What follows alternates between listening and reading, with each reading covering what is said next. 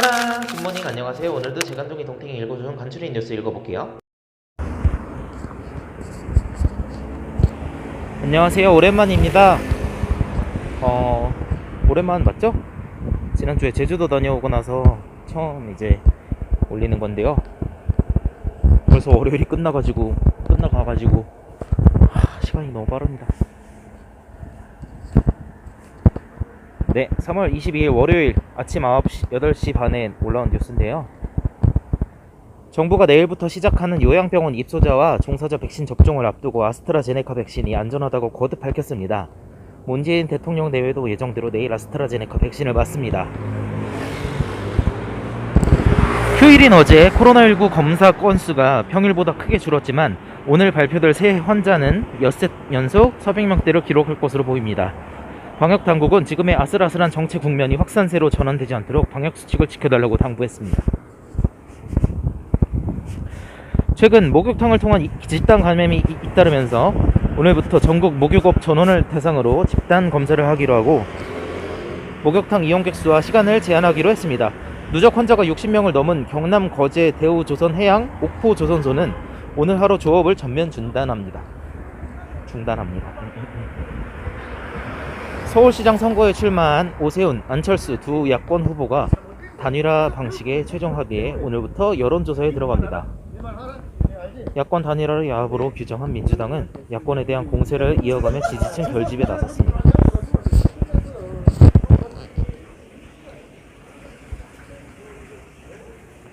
국민의힘 오세훈, 국민의당 안철수 서울시장 후보의 여론조사 결과 야권 단일 후보 적합도에서는 오 후보 34.4%, 안 후보 34.3%, 경쟁력에서는 오 후보 39%, 안 후보 37.3%.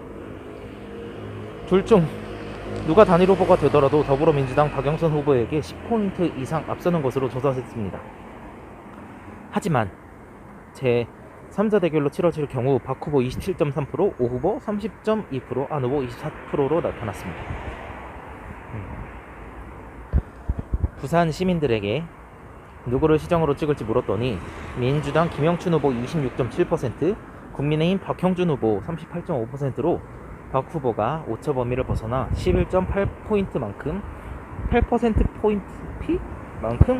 앞섰습니다. 아직 선거에까지 시간이 남은 만큼 뽑을 후보가 없거나 모르겠다는 부동층도 32%를 넘었습니다. 말레이시아와 외교 단절을 선언한 북한이 어제 외교관 등 30여 명을 전원 철수시켰습니다. 말레이시아의 북한인 사업가 체포와 신병 미국 인도로 촉발된 갈등이 외교관계 단절로 이어졌는데 북한 대사 대리는 이번 사태가 미국의 음모로부터 발생했다고 주장하고 있습니다. 미국의 대표적인 휴양지 마이애미 해변에 비상사태가 선포됐습니다. 휴가철을 맞아 엄청나게 몰려든 관광객들 때문에 코로나 대확산 우려가 나오고 있습니다. 유럽 각국에서 거듭된 봉쇄령을 더 이상 못 버티겠다는 듯 시민들이 대규모 시위를 벌이고 있습니다. 이런. 남미 브라질에서 코로나 변이 바이러스가 빠르게 확산하면서 하루 2,000명 넘는 사망자가 발생하고 있습니다. 세계보건기구 WHO는 브라질 현 상황이 전 세계를 위협할 수 있다고 경고했습니다. 미얀마 사태와 관련해 국제사회는 좀처럼 해결의 실마리를 찾지 못하고 있습니다. 미국과 중국의 패권 경쟁이 첨예하게 부딪히는 지역이지만 강대국들은 개입에 머뭇거리고 있고 유엔을 비롯한 국제기구도 적극 나서지 않고 있습니다. 일본 기상청은 앞으로 일주일간은 강한 진동이 계속될 수 있다고 말했습니다. 또 최근 1년 새 유독 강한 흔들림이 많이 발생하고 있는데 이건 10년 전 규모 9.0의 대지진이 발생할 때 전조 증상보다 더 잦은 흔들림이라고 경고했습니다. 지진이 잦아지면 단층으로 더 많은 힘이 이동하고 쌓이면서 더 큰 지진을 불러올 수 있습니다. 올 여름 일본에서 열리는 도쿄올림픽은 역사상 처음으로 해외 관중 없이 치러지게 됐습니다.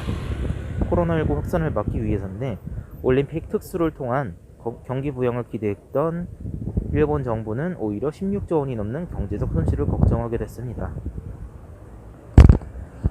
경기도 광명시 노원사동 일대의 땅을 한국토지주택공사 직원뿐 아니라 전북 지역 의사 6명을 포함한 의사가족 9명이 사들였다고 합니다.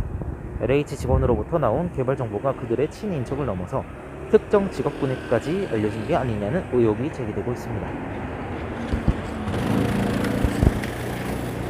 한 아파트에서 외부인이 입주민의 차량 번호판을 무단 복제해 주차장을 상습 이용하다 적발됐는데 종이로 만든 허술한 번호판이었지만 무인 주차 시스템은 걸러내지 못했습니다.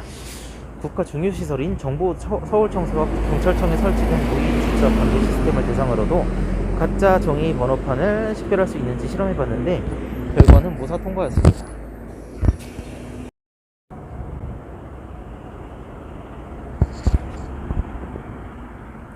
SK바이오사이언스의 상장 공모 청약으로 다시 B2 수요가 몰린 탓인지 이달 신용대출 증가폭이 역대 최대에 근접했습니다. 문제는 최근 국내외 금리가 빠르게 오르고 있는 점인데요. 이미 막대하게 쌓인 주택담보대출에 이어 신용대출까지 부실 우려가 커지고 있습니다. 10여 년 만에 국회 문턱을 넘은 금융소비자보호법이 오는 25일 마침내 시행됩니다. 소비자 권리가 한층 강화되고 2년에서 3년간 금융권에 이어져 왔던 불안전 판매 문제도 크게 줄어들 것으로 보여 있는데요. 특히 기존에는 투자 자문 상품과 보험에만 적용되던 소비자의 청약 철회권이 모든 금융상품에 동일하게 적용되면서 대출은 2주 이내, 보험은 15일 이내 가입을 취소할 수 있게 됩니다. 코로나19 사태로 비대면 열풍이 불면서 직원 평균 연봉이 1억 원이 넘는 정보기술 기업들이 속속 등장하고 있다고 합니다. 네이버, 카카오, NC소프트는 지난해 직원 평균 연봉 1억 원 클럽에 처음으로 이름을 올렸는데요. 이제는 IT 기업들도 대표적인 고연봉 산업군으로 구성했다고 합니다. 장비 이상으로 발사가 연기된 차세대 중형 위성 1호의 발사 시도가 오늘 22일 오후 3시 7분 다시 이뤄집니다. 차세대 중형 위성 1호는 당초 이틀 전 발사 예정이었지만 발사치 상단을 제어하는 전기 지상 지원 장비의 급격한 전력 상승 문제가 감지돼 발사가 연기됐습니다. 차세대 중형 위성 1호의 발사 장면은 유튜브 채널을 통해 생중계될 예정입니다. 이미 했겠죠? 어떻게 된지는 모르는데 자, 숨차. 견과류는 심장병 예방, 혈당 조절, 체중 감량에도 도움이 될 수 있기 때문에 2형 당뇨병에 걸린 사람들에게 좋은 간식이 될 수 있다고 하지만 견과류를 먹을 때는 지방 성분을 많이 섭취해 체중 증가를 유발할 수 있기 때문에 먹는 양을 잘 조절해야 한다고 합니다. 전문가들은 맛과 영양면에서 당뇨병 환자에게 좋은 간식을 찾는다면 견과류보다 나은 것을 찾기 어렵다고 합니다.